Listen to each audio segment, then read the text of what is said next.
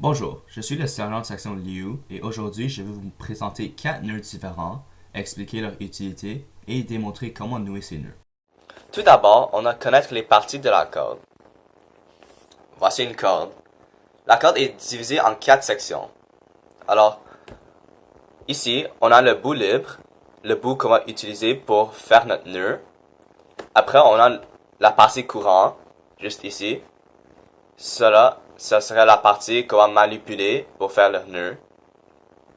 Contrairement aux parties courantes, on a la partie dormante, ici. On va pas le toucher vraiment durant la fabrication du nœud. Et finalement, on a ici le bout fixe, l'opposé du bout libre.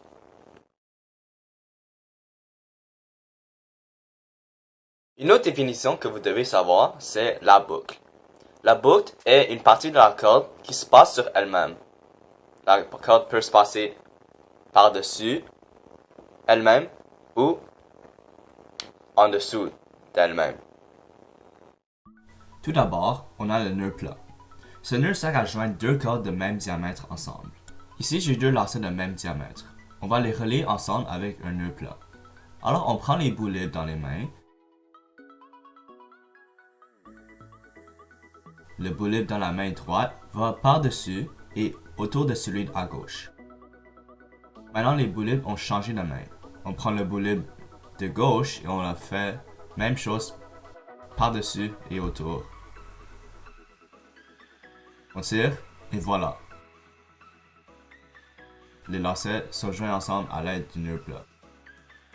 Le même nœud sur une autre corde pour que vous puissiez le visualiser plus clairement.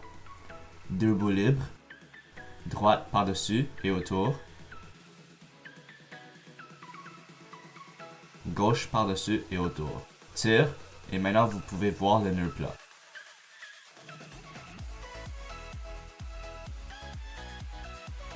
Pour le deuxième nœud, on a le nœud en 8. Ce nœud sert à créer une bosse dans la corde. Pour nouer le nœud en 8, on prend le bout libre et on fait une boucle en dessous du courant. Autour du courant, à travers la boucle. Et on tire pour faire apparaître la bosse. Vous pouvez voir.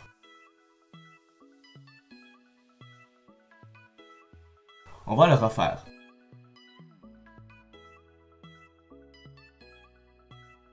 Bout libre, boucle en dessous,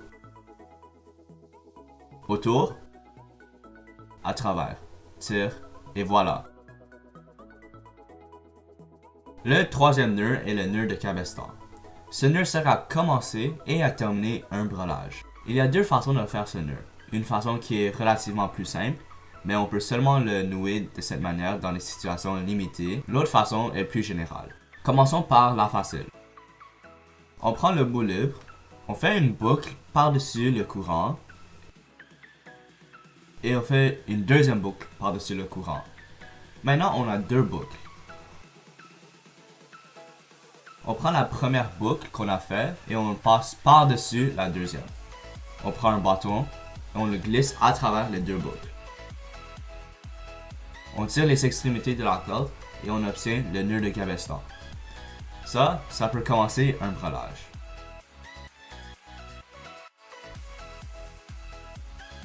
On va le refaire. Bout libre, boucle par-dessus, boucle par-dessus, première boucle par-dessus deuxième boucle, glisse, tire.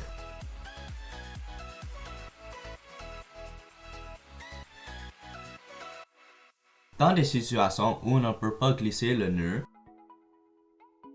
on prend le bout libre et on fait un tour autour de l'objet en diagonale. Le deuxième tour, on croise le premier tour pour faire la lettre X, X-ray. Pour le troisième tour, on prend notre bout libre et on suit le premier tour en passant en dessous du deuxième.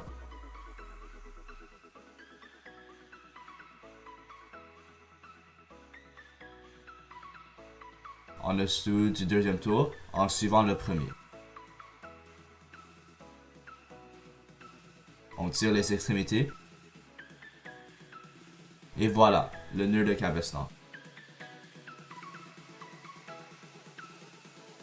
On va le refaire.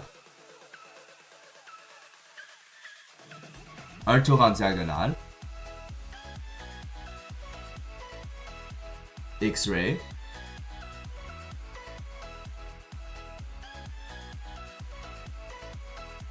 Suis le premier tour, en dessous du deuxième. Et on tire. Avec cette façon, on peut commencer des brelages et les terminer. Pour le quatrième nœud, on a le nœud de chaise. Le nœud de chaise permet de créer une boucle qui ne glisse pas. Pour faire ce nœud, on prend le bout libre et on fait une boucle par-dessus le courant. Maintenant, imaginons que le dormant et le bout fixe est un arbre.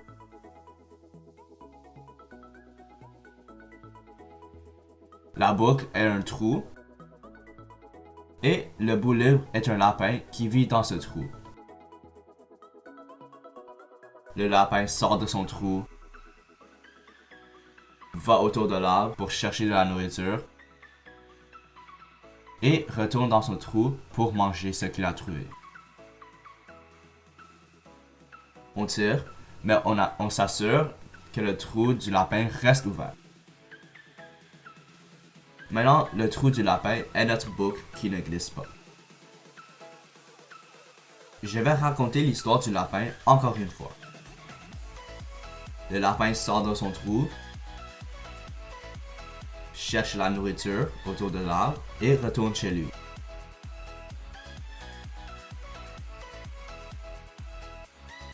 Tire en gardant le trou ouvert.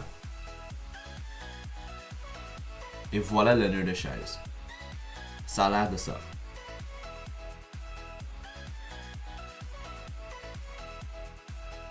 Maintenant que vous savez comment nouer 4 nœuds, vous serez un peu plus prêt pour la prochaine survie.